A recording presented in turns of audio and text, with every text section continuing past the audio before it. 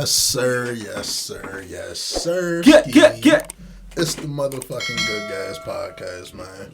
NEB. Episode 206. Hey. Back in this bitch for another one, dog. A Slick and Real. About to get to the shits for ya. I'm about to say, listen, just like y'all, yeah, we saw it. Oh. It's nasty motherfuckers and Nick. Where do we start? We gotta go on the set. Nick at Night is a nasty concept. Nasty concept when you think about it now. We ain't even gonna get into that one. But at least at Nick at Night, they had all the adults. It was all Yeah, George Lopez and shit. They Like, did have the Cosby Show. that was on Nick at Night? Yeah, for a minute. Oh, wow. But what's Shame it called? on you, Nick. Quiet on Set. All everybody's talking about this week for good reason. Listen, I have not been so disgusted in my life. Or at least in a long time. Like, a very long time. And whoever put this together did a good ass job. I ain't gonna hold you like. Yeah. Found the real. First off, shout out to all the castmates who were willing to come out and speak forward. Every single one of them. Shout out the ones who it weren't. Shout out to them too. Shit. The way they laid into the stories, built the scene type shit. They low key took me back, like, in my memory, some type shit. Like, and maybe for the kids that grew up in that generation that was watching these shows on Nick type shit, that was the whole point. Like, that shit put me back to, like, damn, I was watching this shit at these times. Like, Bro, but the nastiest shit to me is remembering 90% of those skits. yeah. Every skit they showed, I'm like, oh shit, I remember that. Oh damn. I was 7 to 10 years old. 13, 14 around that time. Like, I was 93, baby. This shit was really popping off in 2000 to 2000. I mean, like It 90. started in, like, 94, but... When they really got nasty, it was like 97, 99. You know what I'm saying? Then 2003, like, that's when a lot of the wild shit was going on. Yeah, I was 6, 7 years old. Like, that shit. So if you haven't watched it, 10. Fuck, I watched half of it, 2 episodes, 3 episodes, something like that. Yeah, I finished all 4 last night. And Yeah, let me say, it started with what's crazy is it don't even start with like kids and shit. They start with, basically they just give a background on the Dan Schneider. Yeah, they tell you how he came up. He was a low key teenage actor in some show back in the day. That's where he got his start in the writing room. He went from that to get basically a pilot for fucking to me, some people just should not be in power with other people. You know what I'm saying? To be quite frank, some people just should not be in positions of power above other people. And I think this did a great job of showing like What the fuck? how people can be one thing in front of people and be a completely different motherfucker behind the scenes, or just you overlook. But I think in this situation, you more overlook that person's there was characteristics. definitely a lot of overlooking going on because they were successful. He made so many successful shows for Nickelodeon. I feel like they didn't even want to look. Yeah, they just gave him the keys, let him go type shit. Let him go. You know what I'm saying? Whatever y'all got going, whatever working. Yeah, and it was different studios too. We gotta understand it was different studios at the time. So that's one set of studios. There were like 2 or 3 other sets of Nickelodeon studios. So that was just at one of them. Yeah. So they get that background on Dan Schneider. Then it goes into the 2 woman comedy writers that he hired. Right. Their story was fucking nasty. It pretty much starts off with workplace malpractice. Yep. It wasn't sexual harassment or anything initially. Which is a great place to start because they show you like how it evolves. Yeah, that and it wasn't just one thing. What surprised me was like I'm thinking like, all right, we get like 3 years and all that, and then shit start. I had to look it up while I was watching. All that only lasted. No, Amanda's show only lasted like 3 years. Yeah. All that lasted longer, but they were saying this was like the first 2 seasons of all that type shit. What they were saying is basically this started off as like a prejudice against women type of thing. He did not really want a female writer or a woman writer. He got 2 women writers for the price of one, which was illegal. He was supposed to hire 2, but instead of doing that, he hired 2 and just made him split the salary of one, which is illegal. Illegal as fuck. And which is also you can't do it at the company because it's illegal. You know what I'm saying? They didn't find out about this till one of them. She starts doing some research, calls it around, finds out. Now, when she finds out about when the network finds out about this, Dan finds out, calls her. The Writers Guild found out. Writers Guild. The what's that, a union? Yeah. She wrote the Writers Guild and pretty much found out that you can't do that. Which the union's job is to then go to your workplace and be like, are you? Right. And then, of course, it's like, oh, did you tell them? Right. He called her and pretty much threatened her, alleging that she told. Which is retaliation, which is fucking illegal. That's one story. That's illegal. That's 2 crimes already. Because we're not talking about street shit, y'all. We're talking about workplace. This is supposed to be on television. So we're doing this bullshit. Supposed to be a professional environment. Professional environment. At very least, if it's fun, if it's cool, whatever, but it's not supposed to be inappropriate. That's another thing they said, too. They said it was, in the beginning, it was loose on set, it was fun on set, but then a nigga can just drop at a dime and get angry. They said it became over time. They said over time it grew and it grew. You know what I'm saying? So that was with Dan Snyder's personality. Yeah. That and there where they dated. I like how they did that first because that's the umbrella of all this. Mm-hmm. That's the person who ran a toxic work environment. Head of the snake, so to speak. Head of the snake, so to speak. We're going to take off him for a second and we're going to talk about the next person. Was it Handy? Oh, no, before we move off that. And because then we just like skipped over that. We skipped over the wildest woman. thing they said Dan Schneider did in them early years when he was fucking with the female. So we talked about that was the one female writers. Yeah. The second female writer had a whole nother list of complaints. She had a whole nother story. Right. The other female writer, I'm gonna just give you the cliff notes. The wildest thing they said he did in the office basically was like, I guess she was doing like reading over what they was writing in the writer's room that day. And whatever it was, he basically stopped her and was like, no, it'd be funny. No, she was, my fault. She was telling a story. She was telling a personal story, actually, something that happened to her. Right? That's even fucking weirder. She was telling a personal story about something. And yeah, he stopped her. And then, go ahead. Basically told her to bend over the table and act like you getting sodomized while you read it. Or tell the story. Yeah, if y'all don't know what that is, it's basically it's bent over and effed in ass, you know what I'm saying? So he told her to pretend to do that while telling the story. And we're being brutal with y'all because, you know. They was. What the fuck? And that's what it is. Like, what the fuck? Mind you, that's the workplace. Like, that ain't just some wild, weird nigga at the bar or something. Yeah, this ain't at the bar. This ain't just some inappropriate shit you did at home. No, this is some shit this motherfucker did in the meeting in front of other coworkers. Yeah. You know everybody just laugh it off like, oh, that's just Dan. Good old Dan. And they said at first she declined, and then because everybody kept laughing and pressed her into it, she actually did it. She kind of had to do it because now it's like going to spat. It's a different type of environment. You know what I'm saying? That was basically the first episode. You wanted to get in. What's so? I keep forgetting. I keep it rolling. It's Handy. Yeah, Handy. I keep forgetting. Was Tom Handy or something like that? That's the best one. He ain't gonna throw blow in it. Yeah, that's why. Not gonna throw my man in it. Tom Handy. Jason. It was Jason Handy. Yeah, that's it. Yeah. Fucking creep, fool. Very weird guy. That's number one. Yeah. Snyder's number one, but we're gonna talk about because Snyder's at the top of this shit. He had this situation, but there are 5 motherfuckers who are like, what the fuck inside of this studio, and it's like, how did people not catch this? But go ahead. This number one was we said Jason Handy. Jason fucking Handy. They basically told a story of a young girl that was auditioning for Nickelodeon. Like back in the day, we all wanted to fucking audition for Nickelodeon. Apparently, she made it. Went to like a couple shoots type shit. This Jason Handy motherfucker's there.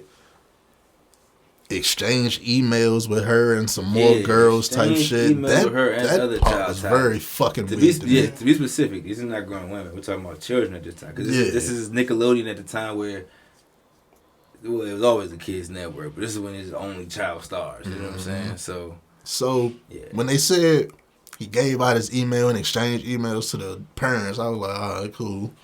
And then said he was exchanging emails with the little girls. Yeah. That was fucking weird to me. Fucking weird. He said the mom said she let it fly because she was happy that her daughter made a friend in the industry. And they started it off like he was emailing her with like updates type shit. Like, yeah, working on this. I think I could get you into this type shit. Which, nigga, that should go to the parent. Why the fuck is you telling this to a 9-year-old girl type shit? She don't need to be talking business, nigga. You talk that to us. Over time, they having a conversation, normal combos. The mom says one day the daughter gets up, slams the computer closed, runs in and slams her door. Or, like, shuts the computer off, slams her door, you know what I'm saying, and goes to sleep in the bed. She asks her what's wrong. Boo out of the band, though, they ain't really tell her, so she goes to open it, and it's a picture of Slim jerking off. This is like a 20. How old was it at the time? Grown ass man, 20 something, not 21, 22, like 28 or something like that. I can't remember the age they said, but definitely older. What the fuck? So and he got caught. No. Actually, no. The wild part about because the first mother they had on there, she didn't go to the police. Yeah, she just pulled her daughter out the shit. Like she pulled her daughter out and just decided she just wasn't trusting it no more. Threw me the fuck off. Which is crazy. Eventually, she gets a call from a detective which tells her that she asks her does she know a person by this name. That she says yes. They get to breaking down what's going on about Slim. Man, she break down. She finds out like, that nigga was a whole think of the creepiest. They say like a couple hundred, something like criminal minds type of creep, fool. Like gigabytes worth of CP. Yeah, motherfucking. He had Ziploc bags. Ziploc bags with their name trophies tags with different items that pertain to each one of them. You know what I'm saying? So if it was like a headband or some letters from the girl, he had letters. Like letters and shit. That's it. Somebody else had panties. Yeah. So. Whole pedophile. And I'm talking about he had this shit categorized in different fucking Ziploc bags. And I'm talking about what throw me off by this shit. That's what the police do when they come catch you. So it's like, nigga, what you just banged up evidence? Like, that's like serial killer niggas do that shit too. Yeah, like what is that? Like, all right, so boom. And that's I'm happy you brought up serial killer nigga, because that pertains later to one of these other dudes. The second dude they bring up was now the second dude they introduced was the Drake Bell shit. That was a Drake Bell situation. And I feel like that's what everybody's getting out of this documentary, which is, it is what it is, because the shit is like a bombshell type situation. Because this was the first time he ever admitted to the shit. This was a lawsuit from the early 2000s. I honestly remember this being a thing where it was like... But it didn't say who it was. Yeah, of course, because it's a child. They can't put no names out of no shit like this. This was before, like, smartphones and TMZ and all. It was paparazzi, but paparazzi wasn't sitting outside the courthouse on some... Yeah. So we're not gonna go brutally honest on Drake Bell's situation because it's actually the rawest one, and really y'all should watch the shit. Y'all should watch it just to watch that one. But we will talk about it. Long story short, we're gonna talk about it enough that y'all really understand our stances, because what happens in this story in Drake Bell's situation. Very unfortunate. It's very unfortunate, but it happens in different ways all across the industries, and not just in the acting world, in the music world, different way. It happens the same way. His father was his manager at the time, right? In the beginning of his career. And his father's really looking after him, you know what I'm saying? Like, really, really watching out for him, as most fathers would if they're managing their child. Everywhere with him, don't leave his side. You know what I'm saying? Shit, as you should. What's unclear to me at this moment is if his mom and dad are together. Nah. But they're not together at that moment? Yeah, he said all rip they was already going through like a tumultuous divorce type shit. So it was already like a rip there. That plays a major factor in Drake Bell's situation. It's an underlying thing, but it plays a major factor in all so this. These fucking creep motherfuckers take advantage of situations. Take advantage. So, let me tell a brief story. I don't want to tell it too and spoil the whole thing. Long story short, man, Drake Bell's dad, he pretty much notices that the guy, Brian Peck, is a little too touchy-feely with his son. You know what I'm saying? When he approaches him and says something, or he says something to somebody, he's like, hey, he can put it on himself. They're like, oh, you're just homophobic. You're like, he's gay, right? They're like that. So, it's like, all right, he kind of starts thinking like, well, damn, I don't want to be like that. It's the industry. This ain't normal people. Let me not be all like that and shit. He starts to kind of back off a little bit. Also... do I want to say something? You finish the story with me? I want you to, but I think I want to say something. Real quick. Just go ahead. It's wild. Yeah, because I don't want to really lose track. So They started asking, was he homophobic? He starts like, all right, play that off. Nah, he sits back a little bit. Cool. Over time, you know, with Drake Bell, he's not just a child actor. He does music too. So he does shows in other cities, other places. He makes point on there to say that, all right, he does. It was weird to him when he noticed that he'll do a city like in the area of the studio, and all right, Dan Schneider pop out. All right, cool. You know what I'm saying? Because it's within the reach. All the work set. You know what I'm saying? Work set people might pop out. Yeah. If I'm local, I go. You got a show in the area, right? Shit. He'll do a show 2 hours away, and this dude Brian Pecker show up. With his friends. With his friends. Which is wow. And that started to get weird to him over time, right? Mind you, supposed to be a gay dude. You know what I'm saying? Keep checking this dude out. 14-year-old kid at the time, because he wasn't even 15 yet. He's 14 at this time. So, all right, the father starts to take note of this, and he starts to drive a wedge between that. He tries to separate Brian and Drake, because he started to notice that the dude is getting a little too clingy with his son. His 14-year-old son, right? You know what the dude Brian does, and this is why I started this by saying, well, this is actually to happen in the industry. Mm-hmm. He noticed that his father was becoming a problem and something that he wanted to prey on. You know what I'm saying? He was preying on his 14-year-old boy. So he started to tell Drake when he was by himself, yeah, man, your dad might be stealing your money. Your dad shouldn't be a manager in the industry. Your family don't know what they're talking about. They never worked the business.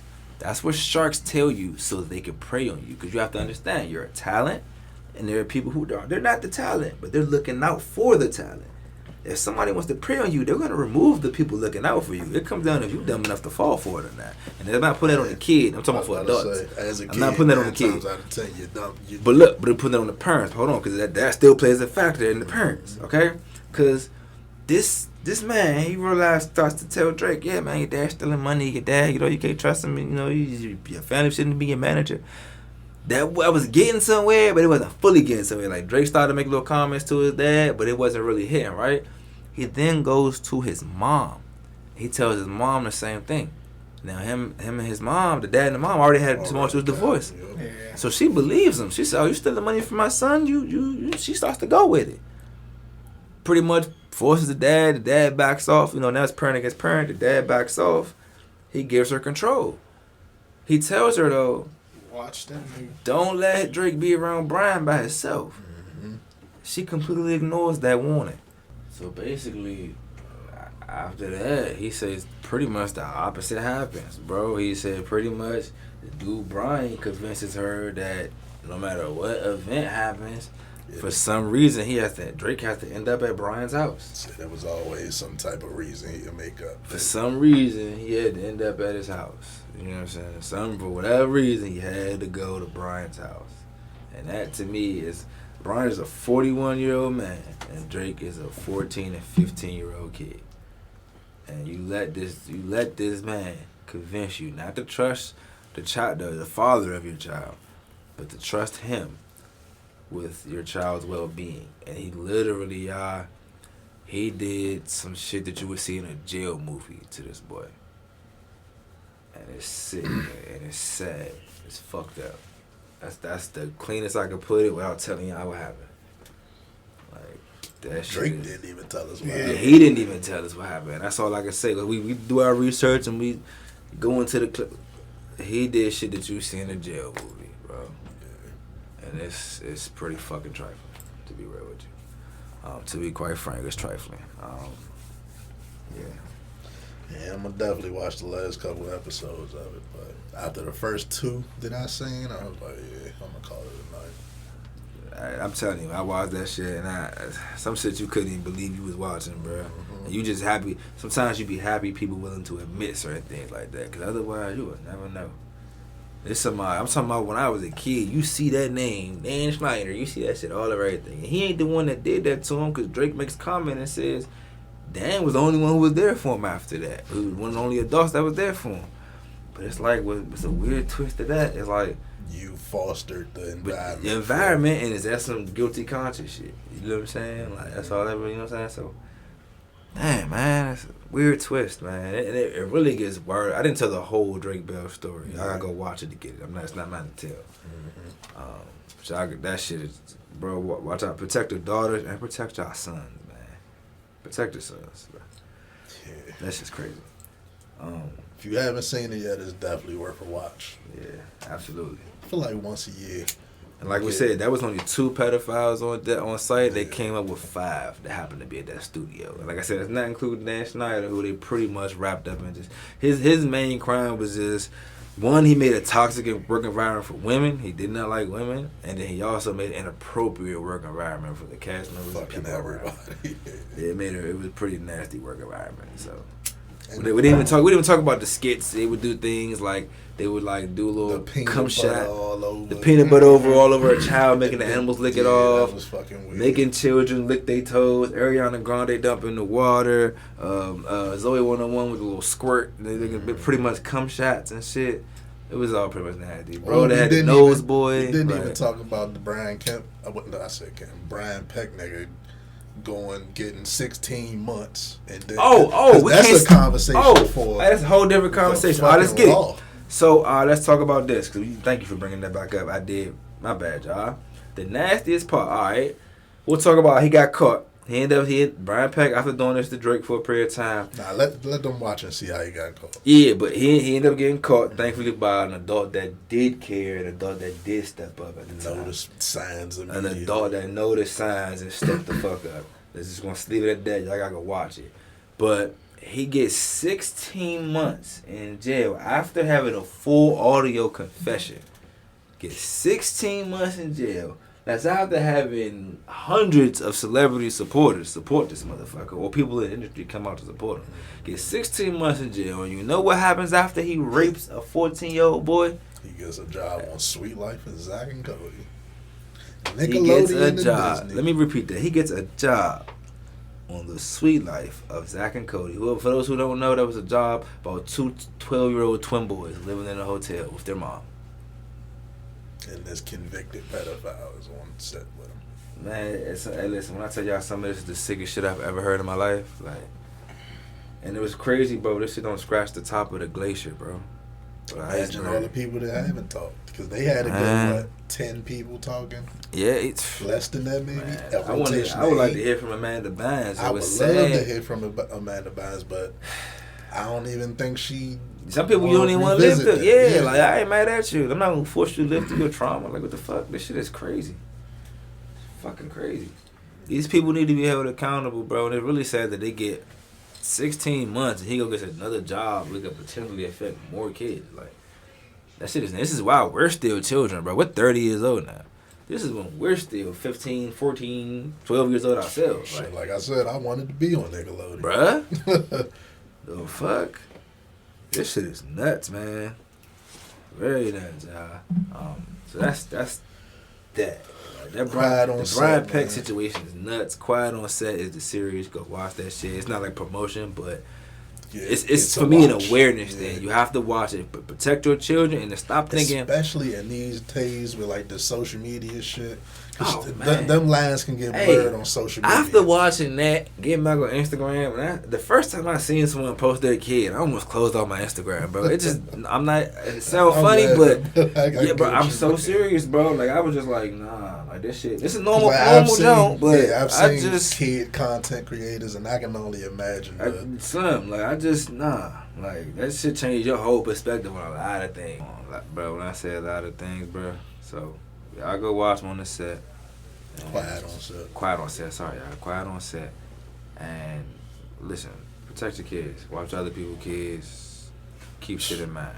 There's some weird motherfuckers out here. Yep. So, we can get into some fuck shit now, I guess. What y'all want to get into first? Did y'all see the FBI looking for them young ass bank robbers? We gotta talk about this shit, bro. Because when I seen this, I thought it was a joke. 11, 12, and 16. 11, 12, and 16. FBI called them the Little Rascals, which is a fine nickname if you. Little Rascals is kind of funny. How much they get away with? That's a good question. Let's see. So from what I read, they ran in the joint. They didn't like brandish a weapon that they could see, but they ran in there with a note type shit. Demanding the money, and I guess they just stuffed the bags and gave it to him type shit. And gave it to him. Decided that being criminals would be a fun way to spend their spring break. The boys went inside Wells Fargo, slid the teller a note demanding money. Once they received the unspecified amount of money, they were able to get away on foot. They were believed to be armed, but they didn't show a weapon. After posting their picture, the FBI received calls from the parents of two of the boys who identified their sons. The third boy was recognized by police following the fight. And I would assume the parents who called was the 11 and 12. Because, of course. The 16-year-old, that's y'all like some loser shit to be kicking it with some 11 and 12. Why are you around? They brother didn't say it? It didn't say. Their friend? They couldn't be because the other two parents, yeah. Two parents came. Yeah. They just need some friends to go do some stupid shit with them. Like that's what it sounds like. The fact that they just gave him the money. The last couple like bank robbery joints we talked about seems like robbing a bank kind of easy.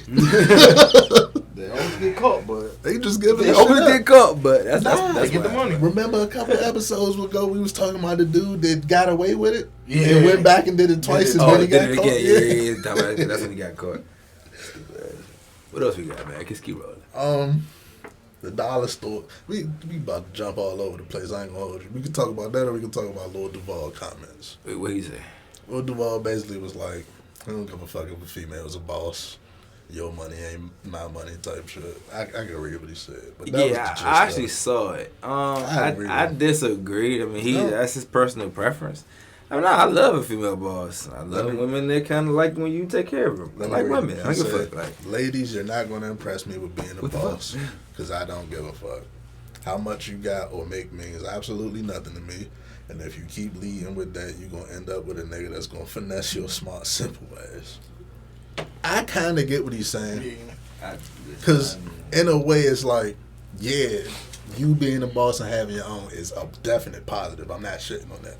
But as a man, we don't really worry about that when picking somebody necessarily because your money ain't really my money. Yeah, but it depends. And I'm only going like if you meet somebody and they're a good person and they have a great career, you're walking. Yeah, that's a positive. But hell yeah. But you just not necessarily listen. But with women, you just not casting her out because she doesn't. Exactly. Have That's exactly what I'm saying. Yeah. That's the difference. Because if with you don't have women, one, you're not gonna be like, I don't want her. Yeah, but with women, for the most part, if you ain't got something going for yourself, you hit the job like you look good. You're done, son. Yeah. So yeah, I get what he's saying. To each their own. I get that. Like for me, listen, I like women with power. I like women with good business jobs. I like women with good jobs. I like normal women. But it's like if I meet cool you women, and I it fuck doesn't with matter. you, you don't got all that. That's cool too. You see what I'm saying? Like it's not gonna make me stop. Like say you meet someone who is the top executive at a company. All right, cool. That's fire. You know what I'm saying? But if you meet somebody that's a normal job, that's in the call center of the job. That's fire cool too. You know what I'm saying? Are you a good person?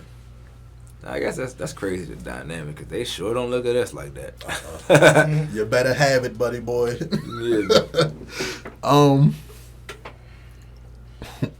We can just keep going with fuck shit. I got a lot of fuck shit. Let's keep rolling. We got for real. Did you see the dude that called the Puerto Rican councilwoman a big booty Latina? I actually did see that video. He called AOC a big booty Latina. It's the same video you would see at one of these. What was it? Council meetings? Like he was dead serious too. Like, well, white people think it's a big booty is crazy.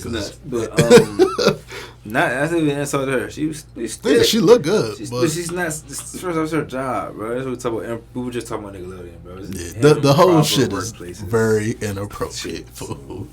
I don't even know what his argument was. Flag on the plate. Reason for being at the motherfucking council meeting type shit.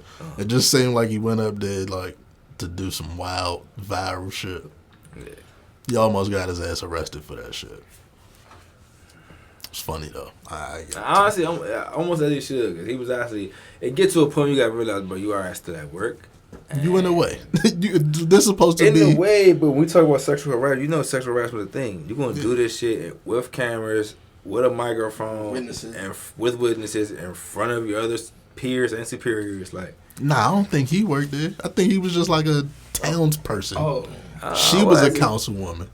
it said, man, I thought he was a fellow. I don't think Cause she was so. questioning. She was trying to question him, and he was like brushing past what she was saying. I thought he was a fellow member. Cause she was trying to ask him a question, and he was just brushing past her and shit. I think it was one of them town hall meetings where like you bring shit to the council meetings. Yes, the people could step up there. Yeah, he was But one of the people that stepped up and said if something. it was that, it don't make sense only because she was asking him questions, and he was able to keep brushing past. That don't make any sense. I just want to say, this has been a terrible meeting. I mean, it's been so boring. I just listening to all these people drone on. And let me tell you something, Jennifer. I love big booty Latinas. So I sit here and I Either say, way yes, it I go, he love. just went off the rails. Yeah, co-worker immediately. or not. What the fuck? It went left immediately. Like, he came to say that specifically Yeah, he just, to I me. want to let you know. Yeah. Yeah, It's a wild boy, man. So, crazy, crazy. while we on like that courthouse setting, I did see a headline saying the Justice Department is suing Apple, saying that basically they're running a monopoly on fucking phones, Smartphones in general, and actually, honestly, I guess it's about time because you think about it, Say they shit else to get. block competitors from accessing hardware and software features of the iPhone. That sound like the text and shit, green bubble, blue bubble. Yeah, The reason for that is definitely Apple, so I get that. nasty work. And I'm sure there's more to that too, but more shall come. I want to see what's up with the little Huawei phones, but then they say that's China based, so they ain't gonna let us get They ain't those. gonna let us get it. They Better supposed to get a be Samsung. So they supposed to be better than iPhones though. They're supposed to be better than all that All that shit. shit, but they won't let us get it. Yeah. And last thing, you heard about the new Good Times, animated Good Times? Was that real? I think it might be a real thing. Did you see it? You didn't see the animated Good Times? They got a snip, but they got a little picture coming out, a little screenshot. It That shit look looks- crazy as shit, man. Shit look terrible, bro. Yeah, They had a picture of them sitting at the dinner table with a flood around, yeah, cabinets fucked up. yeah. Like, Shit, uh, racist. I'm not It's fucking crazy because I want more animated series and shit. I want to see Just more don't black right. animated. Yeah, just don't do it corny. Don't do it racist. You feel me? But And why the fuck we gotta bring Good Times back anyway? Yeah. Let Good Times be Good Times. Make some other shit. Cause it's crazy because we want animated black cartoons, but why they gotta be racist? That shit crazy. But It's a quick episode today, Yeah. man. That Nickelodeon shit, y'all. that was pretty much the shit. Y'all, that's y'all That's- homework for this week. Yeah. You can call this Nick at Nasty Nick, whatever you want to call this wild ass shit here. But Good Guys Podcast, episode 206. 206, man. We out this bitch.